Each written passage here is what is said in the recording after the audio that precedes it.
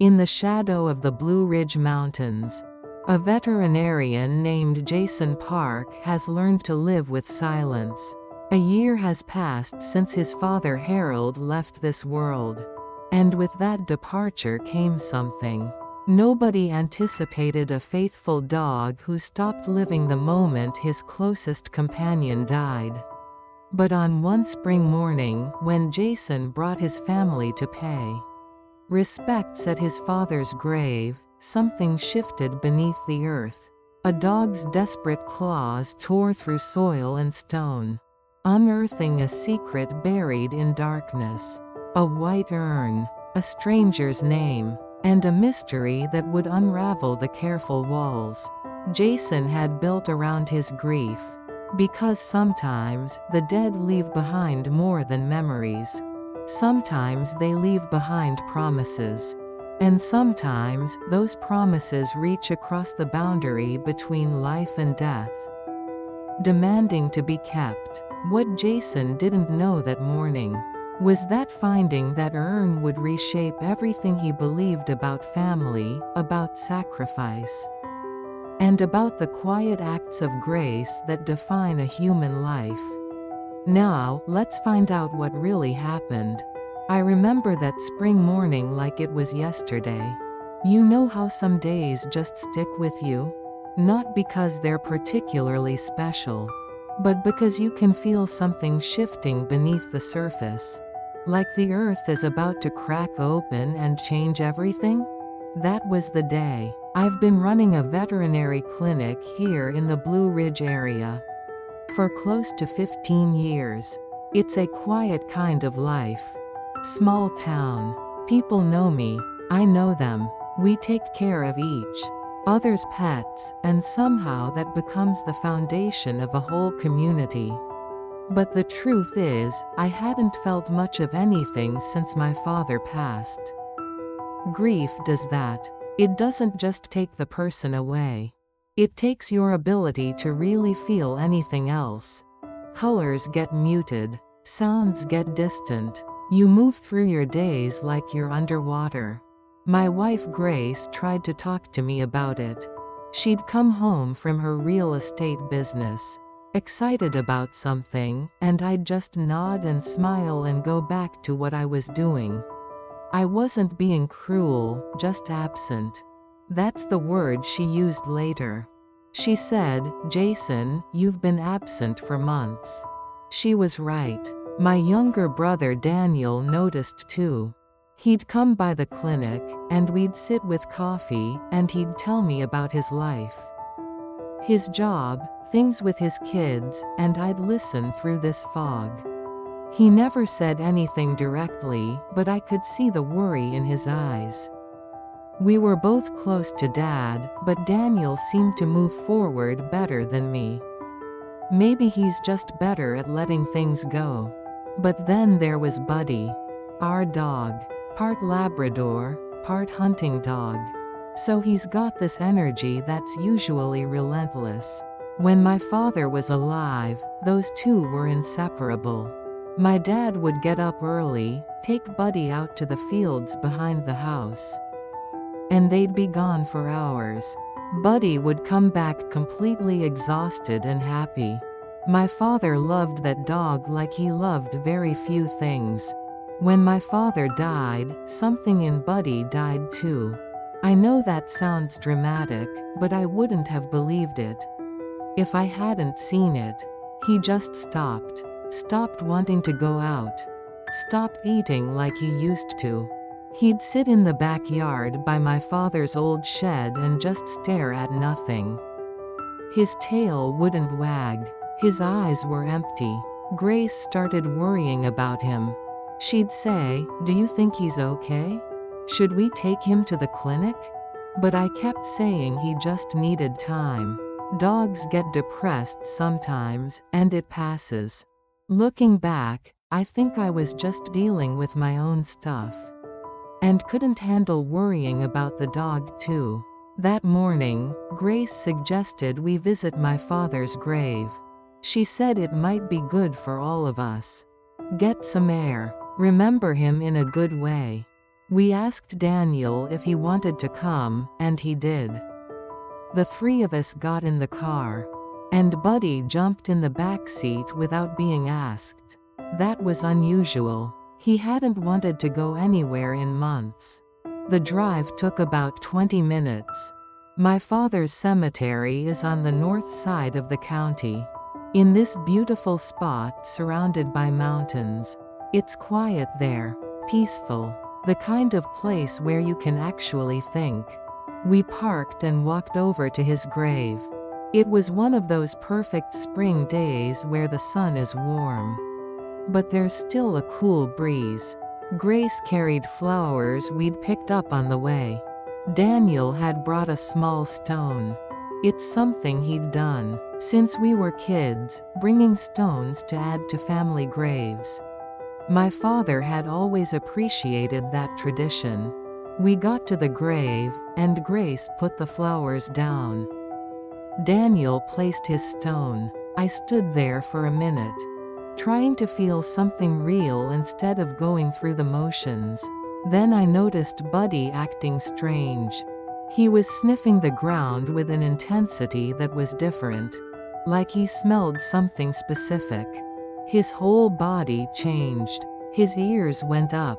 His tail came alive for the first time in months. Then he started digging. Not normal dog digging. Really digging. His paws moved fast and hard, and he was whimpering the whole time.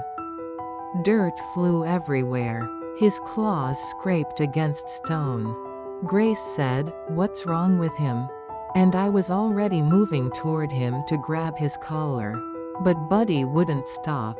He was completely focused on one spot right beside my father's grave. His paws were bleeding. I could see blood mixing with dirt, and he still wouldn't stop. "Buddy, come on, stop that," I kept saying, but he was in another world. Daniel came over to help, and we managed to pull him back a little. That's when I saw it. Something hard beneath the soil. Something that shouldn't be there. I knelt down and started brushing away dirt with my hands. The more I cleared, the more clear it became. It was a ceramic urn. White. About the size of my hand. I looked at Grace and Daniel, and I could see the same confusion on their faces. Who buries an urn in a cemetery like this? Right beside someone else's grave? I carefully lifted it out of the ground. My hands were shaking. I wiped away the dirt, and there was a label. A small bronze plate attached to the side. It read Sophie Young, 1998 to 2023. None of us said anything for a long moment. Grace's flowers kind of slipped from her hands and fell on the ground. Daniel was staring at the urn like he was trying to decode some message. I'm standing there thinking, who is Sophie Young? Why is her urn buried right next to my father's grave? Did my father do this? Did someone else? What is happening? I called the sheriff's office that same afternoon. The deputy who came out looked at the grave, looked at the urn, looked at me, and said it was an illegal burial. Someone had buried human remains here without permission. It has to go through proper channels. He wasn't unkind about it. But it was clear that someone had done something they weren't supposed to do. The sheriff's department said they'd look into it. Try to figure out who was responsible, but these things take time. That night, I couldn't sleep. I kept thinking about Sophie Young. Who was she? Why would someone bury her ashes beside my father's grave? There was something deliberate about it. Intentional. Not random. Someone had made a choice. But here's the strange part. Buddy slept that night. For the first time since my father died, around 3 in the morning. I came downstairs because I couldn't sleep. And I found Buddy curled up in his bed, actually sleeping. Not just resting, but actually sleeping. His chest was moving with breath. He looked peaceful. I stood there and watched him, and something about that moment made me feel like maybe there was an answer to all of this. Maybe Buddy knew something we didn't. Maybe Buddy knew something we didn't. The next morning, I realized I had to talk to Evelyn Young. She was the woman who'd taken care of my father during his last months. My father had some health issues toward the end, nothing too serious at first. But then things started getting complicated. He needed someone to help around the house, manage his medications. That kind of thing. We'd hired Evelyn through an agency, and she'd been coming a few times a week. She was always kind, always patient. My father seemed to like her. I called her on my cell phone and asked if she could come by the house. I didn't tell her why. She said she could be there in the afternoon. Grace was already stressed about the whole thing, and Daniel kept calling, asking if we'd found out anything new. I was feeling this pressure to figure out what was going on. And honestly, the fact that Evelyn's last name was Young seemed like more than a coincidence. She arrived at the house around 2 o'clock. When she walked into the living room, the first thing that happened was Buddy went absolutely crazy. Not aggressive, just excited. He rushed over to her, and his tail was wagging so hard his entire back half was moving. He was whining a little, pressing himself against her legs like he was trying to remind himself what she felt like. It was obvious they had a real connection. Evelyn was smiling, petting him, saying things like, "Hey buddy, hey, I know. Then I had to ruin it. I told her about the urn. I showed her the label with Sophie's name on it. I watched her face change. Like someone had turned down the brightness on her entire body. She went from warm and present to something else. Something smaller. She sat down on the couch without being invited and folded into herself. Grace came in from the kitchen and immediately knew something was wrong. She just hovered there, not sure what to do. Evelyn was breathing in a way that made it clear she was about to cry. Then she looked up at me and said, "Sophie was my daughter." The words hung in the air for a moment. I wasn't sure I'd heard her correctly. "Your daughter? Here? This whole time?" "I buried her," Evelyn continued. "I buried her beside your father because I didn't know what else to do." That's when I learned the whole story. And it was bigger and heavier than I'd imagined. Evelyn told us that Sophie was born with a congenital heart defect. Something was wrong with her heart from the beginning. From her first days of life. She was dealing with this thing that threatened to take her away at any moment. She had surgery when she was just weeks old. Then more surgeries as she grew up.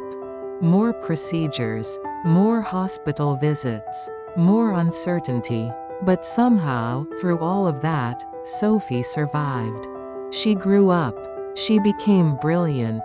Good grades in school. She had dreams about going to college and becoming a researcher, a professor. Something that involved science. Then, when Sophie was in college, her heart failed again.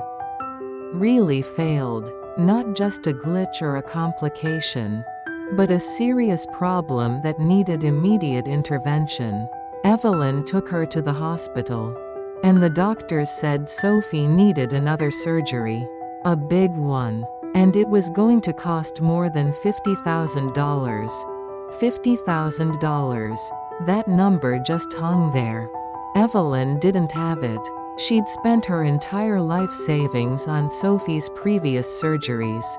She'd taken out loans. She'd worked extra shifts. She'd done everything she could think of to keep her daughter alive. But this was different. This was asking for more than she had. This was asking for a debt she could never repay. So Evelyn did what desperate people do. She went into debt. She borrowed more money. She took out loans from places that probably weren't the best idea. And she got Sophie the surgery. Because what else could she do? She was going to save her daughter's life or die trying. But Sophie didn't wake up after that surgery. Something went wrong. Or maybe nothing went wrong. But the surgery just couldn't fix what was broken inside her. She never regained consciousness. She never even got a chance to know that her mother had moved mountains to give her that one more chance. She just stopped. She died, and Evelyn lost her daughter and had nothing left to show for it. Except a mountain of debt and a small container of ashes. That's when Evelyn remembered my father. She said he'd told her something months earlier. He'd said, "Evelyn, when the time comes, we're family. If you need something, you bring it to me." I think my father was trying to tell her that he cared about her, that she wasn't alone in this world. That she had someone in her corner. But I don't think he anticipated exactly how that promise would be tested. After Sophie died, Evelyn had no money for a cemetery plot. No money for a proper funeral or a nice ceremony. No money for anything. She had debt and grief and this small white urn, containing the remains of the person she loved most in the world. So she did the only thing she could think of. She came to my father's grave in the early morning, when it was still dark. And she buried Sophie's ashes right beside him. When she told us this, Grace started crying. Real, deep, body-shaking crying. Because she understood what that meant. It meant Evelyn had nowhere else to go. It meant she'd been so desperate and so alone that the only solution she could imagine was putting her daughter beside a dead man who'd promised to be family. It meant she was willing to break the law, to bury her daughter. Illegally, to trespass, to do something that could have gotten her in serious trouble. Just to give Sophie some kind of rest, some kind of peace. Daniel's response was different. He was quiet for a long time, and then he said something that stuck with me. He said, "Dad would have wanted this. He would have wanted Sophie there." And I knew he was right. Because my father wasn't a wealthy man. He wasn't powerful or connected or any of those things. But he had this quality, this ability to make people feel like they mattered. Like they weren't just passing through the world unnoticed. Like someone was paying attention to their suffering.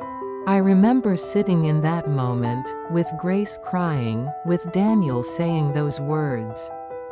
With Evelyn sitting there like a shell of herself, and with Buddy just walking over to Evelyn and putting his head in her lap.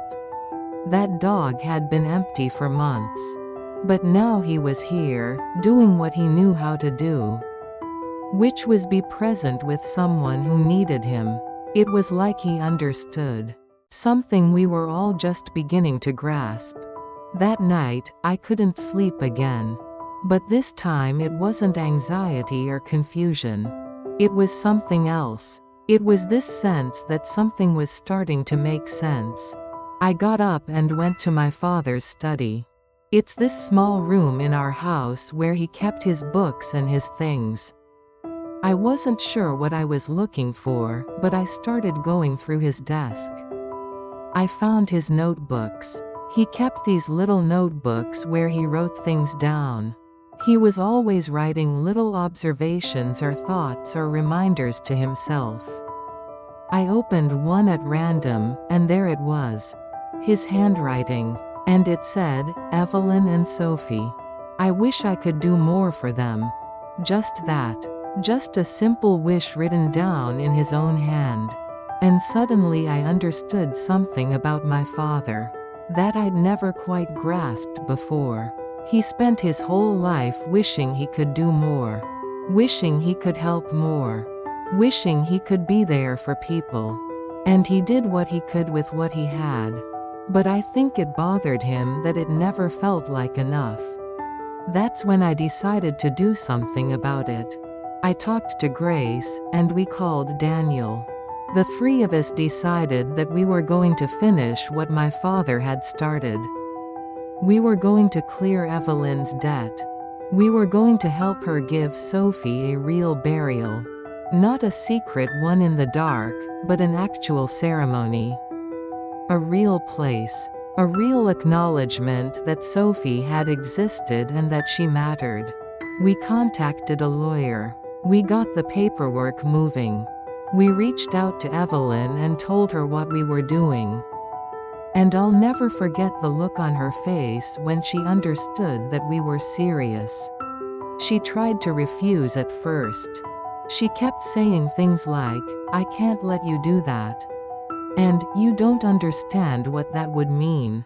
But we did understand. We understood exactly what it meant. Grace handled a lot of the financial stuff. Because she's good at that kind of thing. Daniel made calls to the cemetery and the county. And whoever else needed to be involved. And I just kind of moved through it all, knowing that this was the right thing to do. But not entirely sure how we'd gotten here. From finding a white urn buried in the ground. The community found out what was happening, and people started reaching out. Someone from my father's church called and asked if there was anything they could do. A few neighbors stopped by with meals, even though we didn't need them. People seemed to understand that something significant was happening. Even if they didn't know all the details. It was like my father's quiet acts of kindness were rippling out in all directions. And now people were finding ways to ripple them back. The day finally came when Sophie had a proper ceremony. We arranged it for a weekend afternoon. The pastor from my father's church came. A small group of people gathered. Evelyn was there, of course. My wife and brother. Me. And Buddy. That dog sat between my father's grave and Sophie's new plot. And he never moved. He just sat there, solid and present. Like he was bearing witness to something important.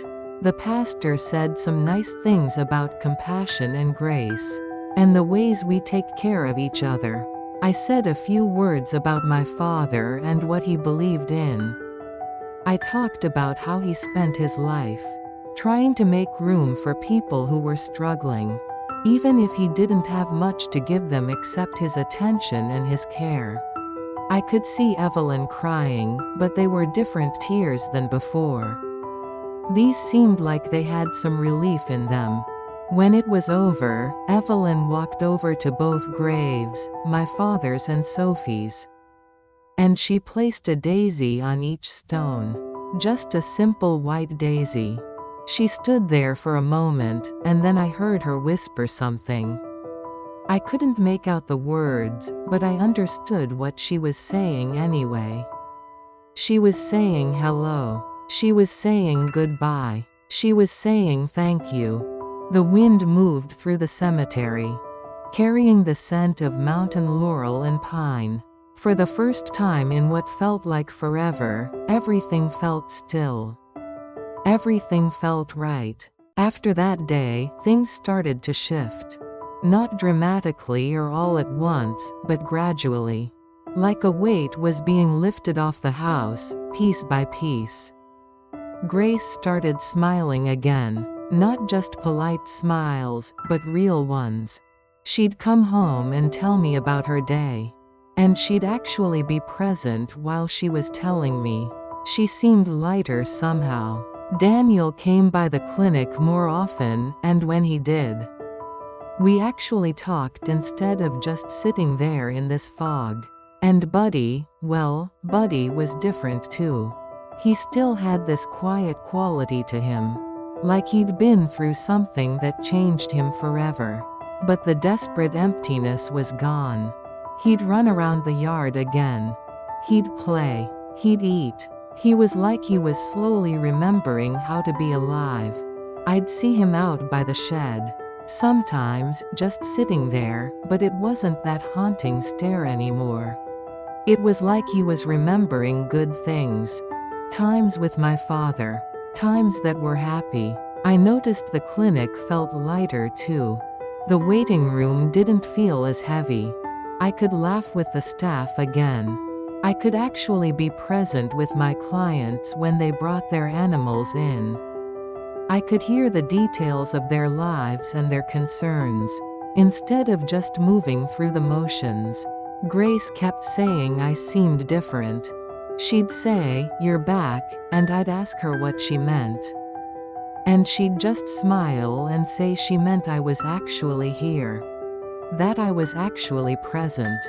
That I was actually alive again. The seasons changed. Winter came and went. Spring came around again. And I remember standing in my clinic one day, looking out the window at the mountains, and realizing that I felt different too.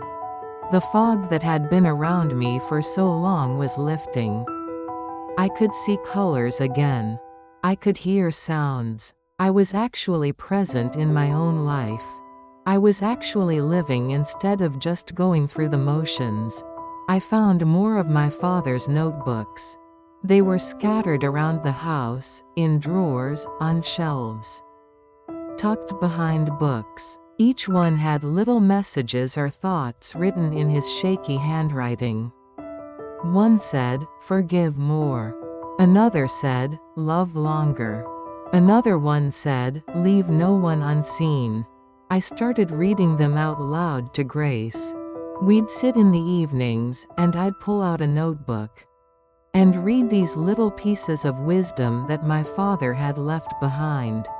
It was like he was still there.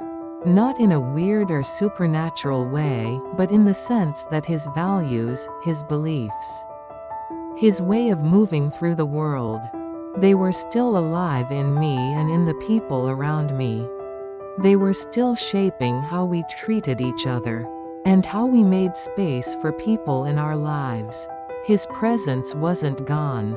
It had just transformed into something different. Something that lived in action rather than in breath. People around town started remembering my father too. Someone at the clinic told me that my father had once paid for a surgery for their dog when they couldn't afford it. They didn't know how to repay him, but they'd never forgotten it. Another neighbor mentioned that my father had spent hours helping their son fix an old car when nobody else had time for him. These weren't big grand gestures. They were small things, but they mattered. They had stayed with people. They had changed people. It was like my father's legacy wasn't something written down or official. It was just these little moments of kindness that had rippled out into the world and kept rippling. And now, after he was gone, people were starting to acknowledge those ripples.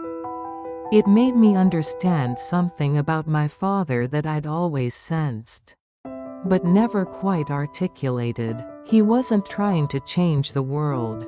He was just trying to be kind to the people in front of him. And somehow, that was its own kind of change.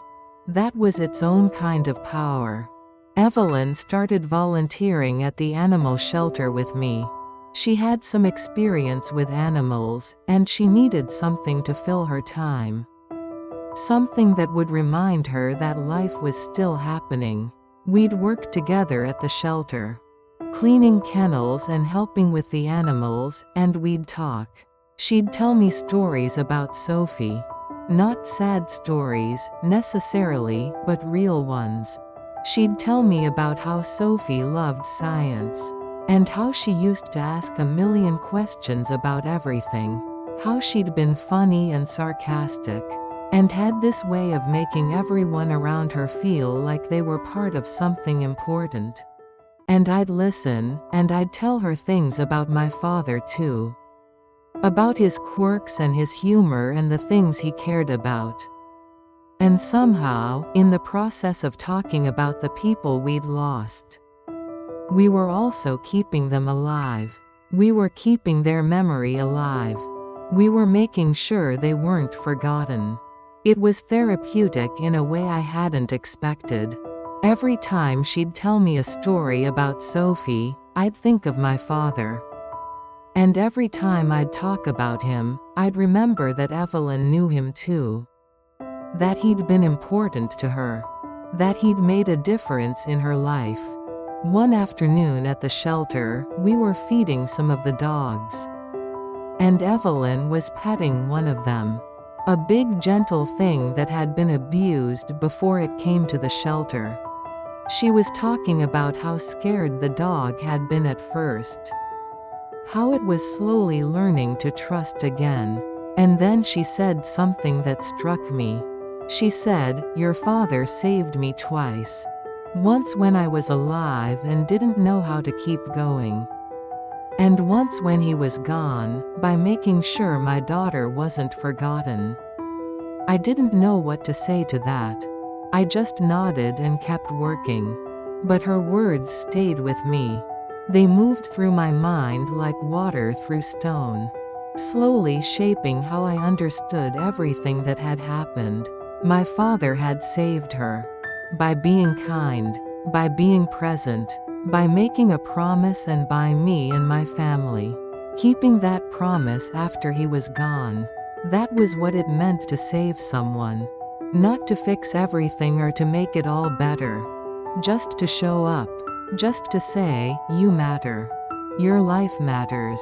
Your daughter's life matters." The work at the shelter started to feel meaningful in a new way. We weren't just cleaning kennels or feeding dogs. We were giving those animals a second chance. We were making space for creatures who had nowhere else to go.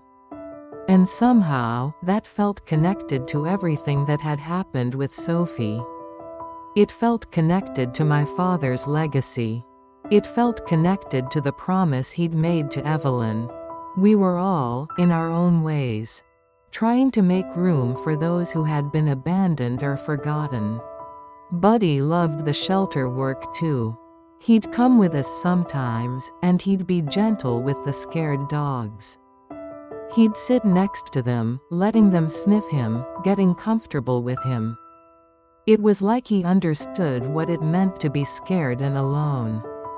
Like he was using his own journey from despair to peace to help other creatures find their way back to trust. I'd watch him with those dogs. And I'd think about how healing isn't something that happens in isolation. It happens in connection. It happens when we help each other remember how to live. Grace would often come to the shelter with us too. She'd gotten more involved in the community, more engaged with the world around her.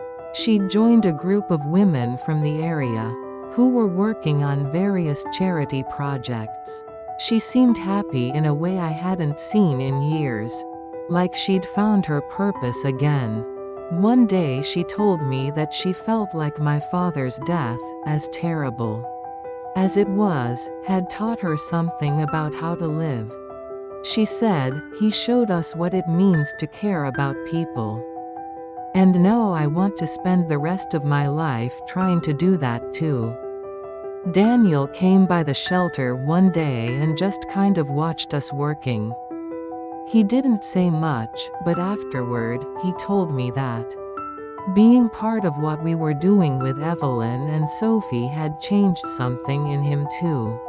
He said, "I always thought about family as being the people you were born with.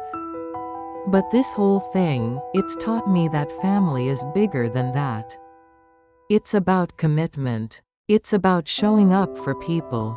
He's been quieter since my father died, more introspective, but in a good way.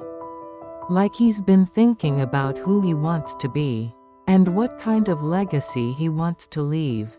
There was one afternoon when we were all together at the shelter. And something just clicked. We were moving through our tasks, and there was this easy rhythm to it. Nobody was trying too hard. Nobody was pretending. We were just there, doing the work, being present with each other. And with the animals. And I thought about how far we'd come. From the shock and confusion of finding that urn, to this place of purpose and meaning. I started thinking more deeply about what my father's life had meant. Not in some grand philosophical way, but in practical, tangible ways. He'd made a promise to Evelyn. Not out of heroism or some grand gesture. But just because he saw her struggling and he wanted her to know she wasn't alone. That was it. That was the whole thing. And when he couldn't keep that promise himself, we did it for him. We became extensions of his love and his commitment. One evening, I was in my father's study again, looking through more of his notebooks. And I found something I hadn't seen before. It was a letter. Not addressed to anyone specifically, but it was in his handwriting. And it was clearly meant to be read. It said, "If you're reading this, and I'm not around to say it myself, I want you to know that the things that matter most are the people. The moments you have with them. The ways you show up for them. Don't worry too much about having enough. Don't worry about being perfect. Just be there. Be present. Make room for people who have nowhere else to go. That's all anyone really needs. That's all I've ever really wanted to give." I read it out loud to Grace, and we both just sat there for a while. It was like my father was still speaking to us, still guiding us. His presence had transformed into these words, these ideas. This legacy of kindness that we were now carrying forward. And I realized that this was the greatest gift he could have left us. Not money or possessions, but a framework for how to live. A way of understanding what it means to be human. I started thinking about the other people in town, who my father had helped over the years. There was Mrs. Chen, who lived a few blocks from us. Her cat had been hit by a car when she was a young widow with 2 kids. My father had done the surgery at a discount and then refused payment entirely. She'd been coming to me for 15 years after that. And she always talked about my father like he'd saved her family. Then there was Tom, who worked at the hardware store. My father had helped him when he was struggling with addiction. He'd paid for Tom's first month of recovery, not as a loan but as a gift. Tom had been sober for 15 years now. He'd told me once that my father had believed in him, when he didn't believe in himself. And there were countless others. People whose names I didn't even know, who'd benefited from some small kindness. My father had shown them. The veterinary community knew him as someone who would help anyone, regardless of their ability to pay. He believed that every creature deserved care. Every person deserved dignity. This was the real legacy. Not a bank account or a business or some kind of empire. Just ripples. Waves of kindness that had moved out from his life and touched so many others. And now, in the wake of his death, those ripples were continuing. They were being amplified by us, by what we were doing. By the way we were choosing to honor his memory. I started a new routine. Every Sunday morning, I'd take my father's notebooks and read passages from them. I'd share them with Grace and Daniel when they came over. And they started doing the same thing. Sharing the passages with people in their lives. It became this organic, spreading thing. My father's words, his values, his way of understanding the world, they were moving through the community like seeds, planting themselves in people's hearts and minds. One Sunday, I was reading a passage that said, The mark of a good life isn't what you accumulate. It's what you give. It's how many people you make feel less alone. I read it to Grace, and she said, "That's exactly who your father was. He made everyone feel less alone." And that's when it really hit me. My father's greatest achievement wasn't his job or his possessions or even his family. Though of course we were important to him. His greatest achievement was making people feel seen. Making them feel valued. Making them feel like they belonged to something bigger than themselves. I decided to reach out to some of the people my father had helped over the years. I called them up or visited them, and I told them that my father had passed. And I wanted them to know how much he'd cared about them. The reactions were remarkable. People broke down in tears. They told me stories I'd never heard. Stories about moments of kindness that had changed the trajectory of their lives. One woman told me that my father had paid for her dog's medication when she was going through a divorce and didn't have the money. She said that small act had made her feel like someone cared about her when she felt completely abandoned by the world. These conversations started to accumulate. They started to paint a picture of a man who had lived his life according to a specific set of values. He believed in helping without keeping score. He believed in compassion without judgment. He believed in the idea that every interaction was an opportunity to make someone feel less alone, and he lived that belief every single day in small ways that most people probably didn't even notice at the time. I started thinking about what it meant to honor his memory. Visiting his grave wasn't enough. Clearing Evelyn's debt and giving Sophie a proper burial was important. But it also wasn't enough. I felt like I needed to do something that would capture what my father's life had been about. Something that would continue his legacy of kindness. So I talked to Grace and Daniel about starting a small fund. Nothing huge or formal. Just a way to help people in our community who were struggling financially and needed help with veterinary care, medical care, or basic necessities. We called it the Harold Park Fund. And we seeded it with money from my own savings. People in the community started to contribute. Some gave significant amounts, but many gave just small donations. But it all added up. It all mattered. Grace got involved in managing the fund. She created an application process. And she started reaching out to people who we knew were struggling. She worked with the local hospital to identify families who couldn't afford medical treatment. She worked with the animal shelter to help people who couldn't afford veterinary care for their pets. And bit by bit, the fund grew, and more people were able to get help. It was incredible to watch. To see my father's legacy becoming this living, breathing thing that continued to help people long after he was gone.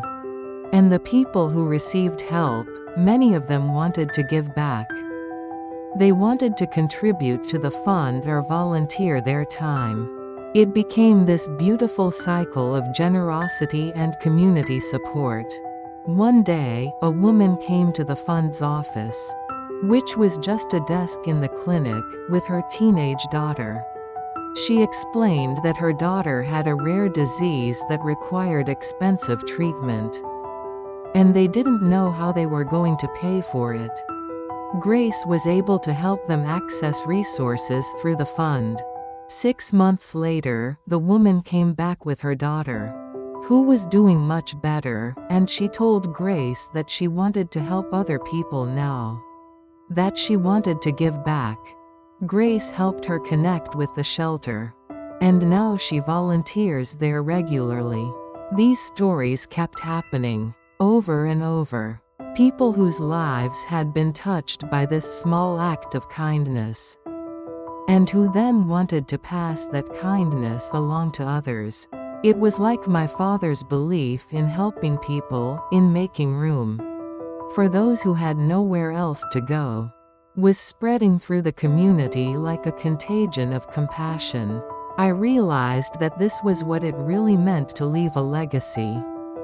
It wasn't about monuments or plaques or having buildings named after you. It was about changing the culture of a community. It was about showing people a different way of living. My father hadn't done anything extraordinary or revolutionary. He'd just been kind. He'd just paid attention. He'd just made space in his life for people who needed help.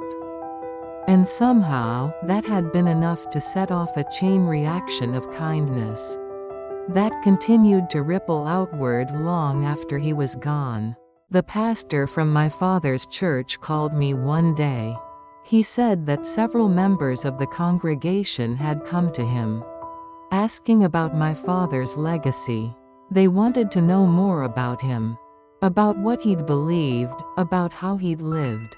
The pastor asked if I'd be willing to give a talk at the church about my father's life. I was hesitant at first. I didn't feel qualified to speak publicly about his legacy. But then I thought about what he would have wanted. He would have wanted me to share his story. He would have wanted me to help others understand what it meant to live with compassion and generosity. So I prepared a talk. I gathered stories from people in the community. I read passages from his notebooks. I told the story of Evelyn and Sophie, and how my father's promise had ended up changing all of our lives. I talked about how I'd been struggling with grief, and how finding that urn had actually saved me, how it had given me a way to honor my father, and to reconnect with my own sense of purpose. The church was packed for the talk. People were standing in the back. I could see that many of them were crying, even before I started speaking. When I finished, the pastor stood up and said, "Harold's greatest gift to us was showing us how to live, and his children are continuing that gift by showing us how to keep living that way after he's gone." After that talk, more people came forward with stories about my father. More people wanted to contribute to the Harold Park Fund. More people wanted to volunteer. More people wanted to understand what it meant to live the way my father had lived. It was like the community had been waiting for permission to be better. They'd been waiting for an example. My father had given them that example. And now I was helping to carry it forward. Evelyn came to the talk too.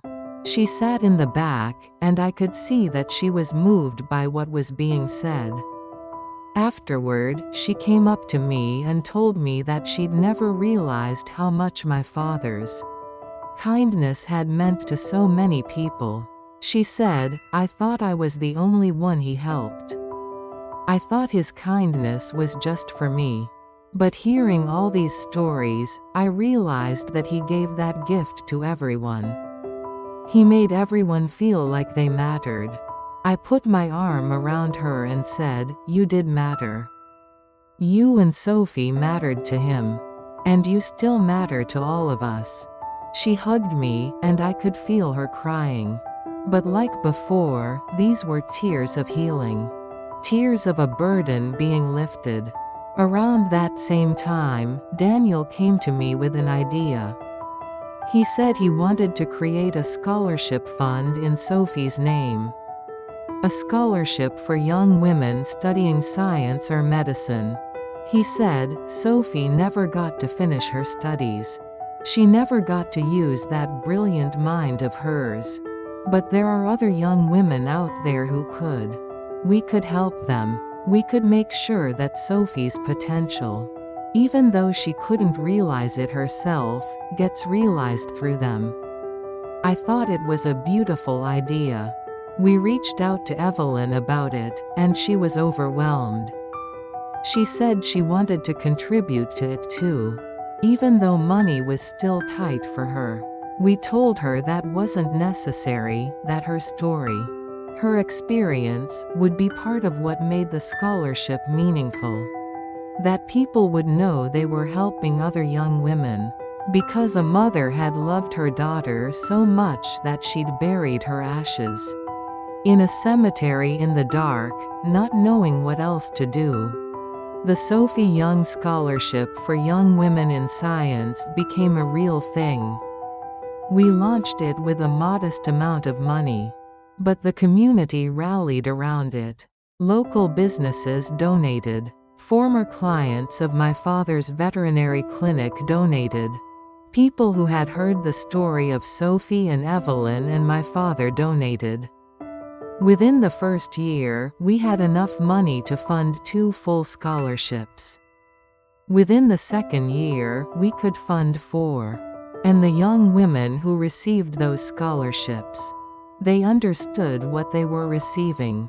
They understood that they were being helped because of a chain of kindness that had started with my father being kind to Evelyn. They understood that they were participating in something bigger than themselves. Several of them asked if they could meet Evelyn. They wanted to thank her for her daughter's life, even though they'd never met Sophie. It was extraordinary to watch these connections form across time and loss and grief. I started thinking about how grief can transform into something beautiful if we let it, if we don't just let it consume us, but if we channel it into something meaningful. My father's death, which had seemed like an ending, had actually been a beginning. It had opened up all of these possibilities for connection and healing and community building. It had shown me that sometimes the greatest gifts come through loss. One afternoon, I was at the clinic, and a woman came in with a dog that needed emergency surgery. The surgery was expensive, and she was clearly struggling to figure out how she was going to pay for it. I asked her about her situation, and she told me she was a single mother, working 2 jobs, just trying to keep her family together. She didn't know if she could afford the surgery, but she also couldn't bear to lose her dog. She was torn between 2 kinds of loss. I thought about my father. I thought about what he would have done. And I told her, we're going to do the surgery, and the cost is going to be covered by a fund we have. It's called the Harold Park Fund. And it exists precisely for situations like this. It exists because my father believed that everyone deserves care and compassion, regardless of their ability to pay. The woman broke down in tears. She kept saying thank you over and over. But I told her that she didn't need to thank me. She needed to pass this kindness along. Someday, when she was in a position to help someone else, she could do it. That was how the fund worked. That was how my father's legacy worked. It wasn't about being thanked. It was about creating a cycle of generosity. I did the surgery, and the dog recovered beautifully. The woman came back for follow-up appointments, and she was so grateful. But more importantly, she started volunteering at the clinic. She said she wanted to give back. She wanted to help other people the way she'd been helped. And now, she's one of our most dedicated volunteers. She brings her kids in sometimes, and they help too. They're learning what it means to care for animals, to care for each other, to be part of a community that looks out for its own. This is happening over and over now. People are being helped, and then they're turning around and helping others. It's not always in the same way. Some people donate money. Some people volunteer. Some people just change the way they treat the people around them. They become kinder. They become more patient. They become more present. And it all traces back to my father's belief that we're all connected. That what we do for one person ripples out and affects everyone. Buddy has become almost a symbol of this transformation. He's no longer the empty, grieving dog he was. He's vibrant and alive again. He runs in the fields. He plays with other dogs at the shelter. He's gentle with the scared and injured animals that come through. He seems to have a purpose now. He seems to understand that he's part of something meaningful. Sometimes I think about how Buddy knew. How he knew that something important was buried beside my father's grave. How he kept digging until he found it. How his instinct led us to the truth. Animals have a kind of wisdom that we don't always recognize or value. But Buddy understood something that I was struggling to grasp. He understood that Sophie belonged with my father. He understood that there was unfinished business. He understood that something needed to be acknowledged and made right. Grace and I have become closer through all of this.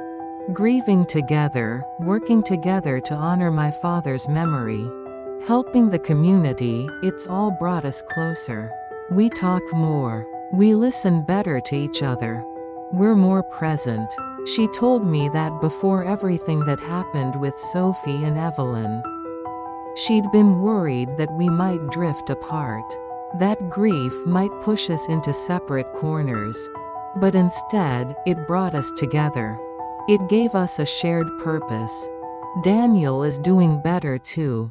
He's been talking about making some changes in his life. He's thinking about a different kind of work. Something that feels more meaningful to him. Something that aligns more with the values my father lived by. He's become very involved in managing the Sophie Young Scholarship Fund. And he's talked about maybe going back to school to study social work or community development. He wants to help people who are struggling, just like my father did. He wants to make a difference. I've also been thinking about what my father left behind. Not just the memories and the values, but the actual physical things. His house, his belongings, his notebooks. At first, I thought I might sell the house and split the proceeds among the three of us. But then I had a different idea. What if we turned it into something that served the community? What if we turned my father's house into a space where people could come together? A place for gatherings, for events, for community support? Grace thought it was a great idea. Daniel was immediately on board. We reached out to some nonprofit organizations in the area, and several of them expressed interest in using the space. Now, my father's house is becoming a community center of sorts. It's where the Herald Park Fund operates out of. It's where support groups meet. It's where the Sophie Young Scholarship Fund is administered. It's where my father's values continue to live and breathe and shape the community. The furniture and personal items from my father's house were carefully preserved or distributed to people who would appreciate them. I kept some of his notebooks and some of his favorite books. Daniel took some of his tools. Grace took a quilt that my father's mother had made. But the rest of it, we gave to people in the community. We gave items to people we knew would cherish them and appreciate their history. There's a woman in town who has one of my father's old wooden chairs in her home. He'd refinished it himself many years ago. She told me that she feels like she has a piece of him in her home. That it reminds her of his craftsmanship and his care. That's the kind of legacy my father left. Not just in grand gestures, but in these small, tangible connections to people. These objects that carry his touch and his love into people's homes and hearts. I've learned that grief doesn't really go away. It doesn't just disappear, but it does transform. It becomes something else. It becomes a catalyst for change. It becomes a way to understand what really matters in life. Standing here now, looking back at everything that's happened, I can see that my father's death opened up a space in my life that I didn't know how to fill. But we filled it. We filled it with purpose and meaning and community. The Harold Park Fund has helped more than 50 families now. 50 families who couldn't afford medical care or veterinary care, or just basic necessities. They've been helped. The Sophie Young Scholarship Fund has enabled 4 young women to pursue their dreams in science and medicine. My father's house is thriving as a community center, and the ripples of his kindness continue to spread outward in ways I can't even fully track or measure. But beyond the numbers, there's something deeper that's happened. The way people relate to each other in this community has changed. There's more compassion. There's more willingness to help. There's more awareness that we're all connected. That what affects one of us affects all of us. My father showed us that. He lived that. And now we're living it too. I think about Evelyn often. How far she's come. She's no longer the desperate woman who buried her daughter in the dark. She's become a part of our community in a real way. She's working with the shelter. She's involved with the scholarship fund. She's become friends with Grace and Daniel. She's become family. And I think about how my father would have wanted exactly this. He would have wanted Evelyn and Sophie to be remembered. He would have wanted them to be acknowledged. He would have wanted them to belong. Recently, I was going through more of my father's notebooks, and I found an entry that I'd somehow missed before. It was dated before he died. And it said, "I wonder what will happen after I'm gone. Will the things I cared about matter? Will my life have meant anything? I hope that whatever I've done, whoever I've helped, it continues. I hope that kindness begets kindness. I hope that love doesn't die when I die. I hope that somehow, my presence in this world will ripple outward and touch people long after I'm gone." Reading that entry, I felt like my father was speaking directly to me from beyond the grave, and I could tell him, yes. Yes, your life has meant everything. Yes, your kindness continues. Yes, your love didn't die. Yes, your presence is rippling outward and touching people every single day. I could give him the answer he was looking for. Buddy is old now. He's slowing down. He doesn't run like he used to. But he still goes to the shelter with me and Evelyn. He still seems to understand what we're doing there. He still connects with the scared and injured animals in a way that's profound. I think he knows, at some level, that he's part of the healing. That his presence matters. There's one dog at the shelter right now. A scared little thing that came in severely abused. She wouldn't let anyone near her at first. But then Buddy came along, and he just lay down beside her. He didn't try to get her to move or play. He just stayed there, present, showing her that it was safe. Slowly, over days and weeks, that dog started to trust. Started to come out of her shell. Started to remember how to be alive. And I think about how that's exactly what Buddy needed too. He needed to feel like his presence mattered. He needed to have a purpose. We've decided that when Buddy eventually passes, we'll bury him at the cemetery too. Not beside my father, but nearby. Because he was part of my father's legacy.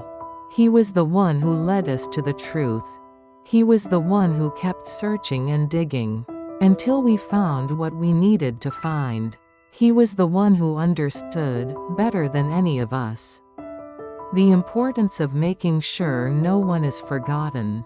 Grace and I talk sometimes about whether we did the right thing. Whether we should have just left Evelyn alone. Let her deal with things in her own way. But then we remember Evelyn's face. When she realized that we were serious about helping her. We remember the relief in her eyes. When she understood that Sophie wasn't going to be forgotten. We remember how she smiled at the ceremony. Actually smiled, for what seemed like the first time in forever. And we know that we did the right thing. We know that this is what my father would have wanted. I've also been thinking about legacy in a different way. Not just what my father left behind, but what I'm leaving behind. What legacy am I building through the choices I make? Am I treating people with the same kindness and compassion that my father did? Am I making space for people who have nowhere else to go? Am I showing my community what it means to live with integrity and generosity? These are the questions that occupy my mind now. And I try to live in a way that answers them with yes. I try to be kind to people, even when it's hard. I try to pay attention to the suffering of others. I try to make space in my life for people who need help. I try to remember that every interaction is an opportunity to make someone feel less alone. I try to live like my father lived. I try to keep his legacy alive. And honestly, I think he'd be proud. Not because I'm perfect or because I always get it right. But because I'm trying. Because I'm paying attention. Because I'm committed to carrying forward the values he lived by. Because I'm making sure that his life, his kindness, his belief in the power of compassion, doesn't end with his death. It continues. It evolves. It becomes part of how I live and how the community lives. The final thing I want to tell you about is what happened on that day. When we all gathered at the cemetery again. All of us this time. Me, Grace, Daniel, and Evelyn. 2 plaques stand side by side now. Harold Park on one. Sophie Young on the other. They're together. Not in some supernatural or metaphorical way. But literally in the ground beside each other. This is what mattered. This is what we fought for. This is what we wanted to acknowledge. Evelyn placed a daisy on each stone, just like she's done so many times before. But this time, there was something different about the moment. She wasn't just saying goodbye anymore. She was saying hello. She was introducing her daughter to the people who loved her. She was showing Sophie that she was no longer alone. She was showing her that she was part of something bigger. Buddy walked around both graves. Slowly, taking his time, like he was checking on both of them. He moved from one side to the other, circling, and then finally. He just lay down between the 2 plaques. Not restlessly or anxiously like he used to. Not searching anymore. Just calm. Just present. Just home. I looked at the 3 people standing beside me. My wife Grace, who had cried when she first learned about Sophie. Who had helped us find a way to make this right. Who had shown me that grief could be a path toward connection rather than isolation. My brother Daniel, who had said immediately that my father would have wanted this. Who had created the scholarship fund. Who had become more involved in our community because of all of this. And Evelyn, the woman we barely knew. The woman who had taken care of my father in his final months. The woman who had buried her daughter in the dark. Because she had nowhere else to go. The woman who had shown us, without even meaning to, what true desperation looked like. And what true compassion looked like when it showed up. In response to that desperation. I turned to Evelyn and said something that I'd been thinking about for a while. I said, "You know, family isn't about blood. Family isn't about being born into the same house or sharing the same last name. Family is about who you make room for. It's about who you refuse to let disappear. It's about commitment. It's about showing up. And we're a family. All of us. You, me, Grace, Daniel, Buddy. We're family because we chose to be. Because we decided that what happened to Sophie mattered. That Evelyn mattered. That my father's promise mattered." Evelyn smiled through her tears. She said, "I know. Your father taught me that. He was the first person who made me feel like family. And then you all did too. You completed what he started. You finished his promise." Grace put her arm around me, and Daniel put his hand on my shoulder. The four of us stood there in the wind, watching the wildflowers sway and the clouds move across the sky. And I felt something that I hadn't felt in a very long time. I felt like everything was exactly as it should be. Not perfect, but right. Correct. Aligned with something deeper and more true. As the sun began to set behind the mountains, turning the sky orange and purple and pink, I understood something that I'd been slowly learning since the day Buddy started digging. Love doesn't end when someone dies. It transforms. It becomes something new. It finds new vessels and new expressions. It ripples outward in ways we can't always see or predict. My father is gone. That's true. I can't talk to him anymore.